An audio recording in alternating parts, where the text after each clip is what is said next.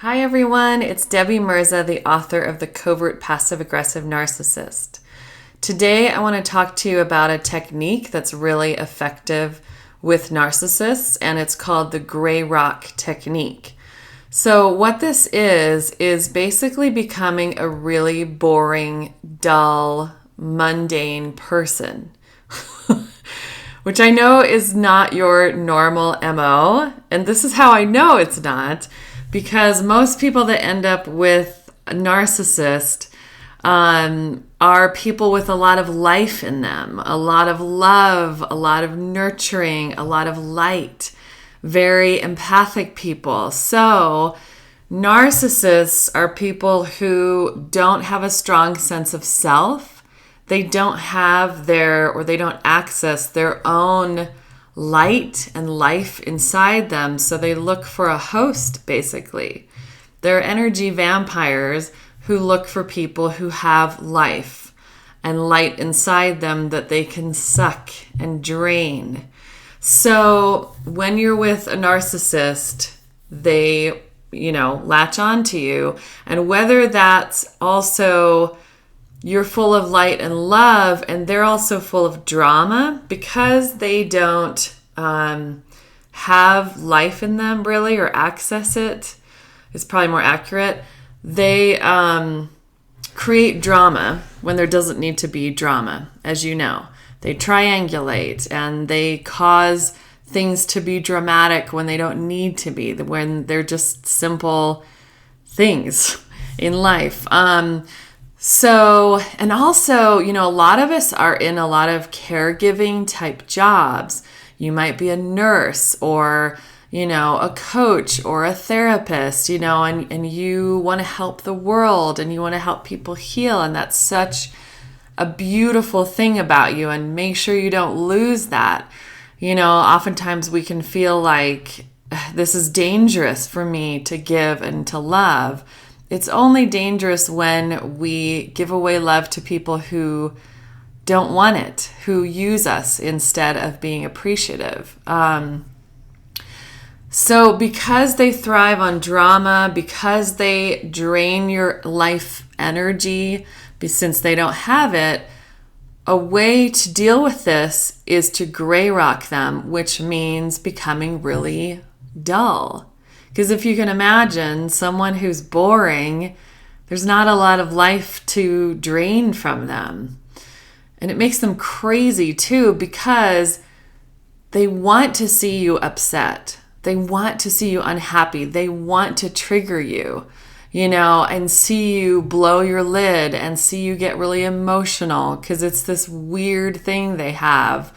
Where many of them get pleasure out of that, which is just disgusting. And none of us will ever be able to understand that because we're just not made that way.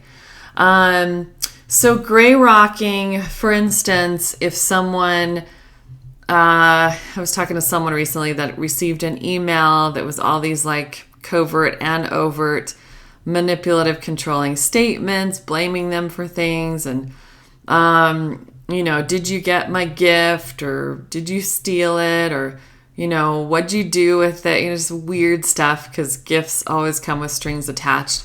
And I recommend to just write back and go, because sometimes no contact is the best, but sometimes you can't, or sometimes you're not ready, so it's kind of a weaning process at times.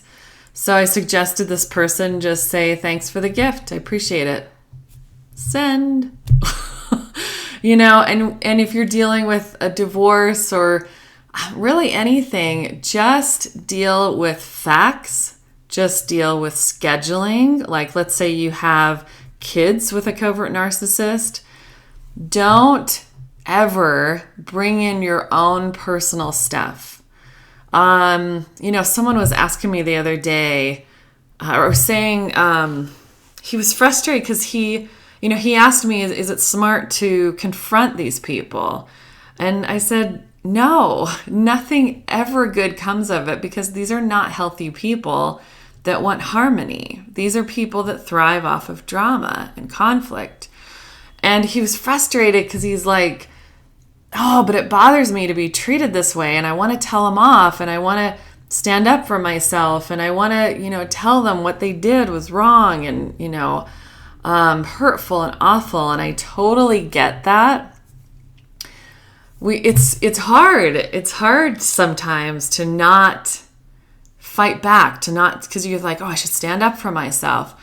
But from my experience and so many people I've talked to, it just backfires and ends up traumatizing you even more. So with your emotions, go to people who love you, people you trust. Let it out to a therapist, to a coach, but not to them, because it's not going to go well.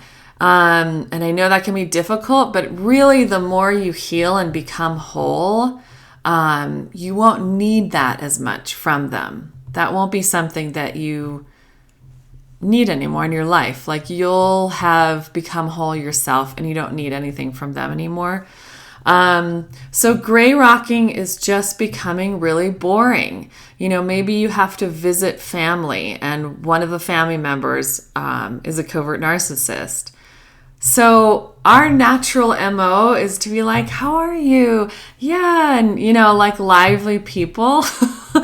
Even if we're quieter people, we have life in us,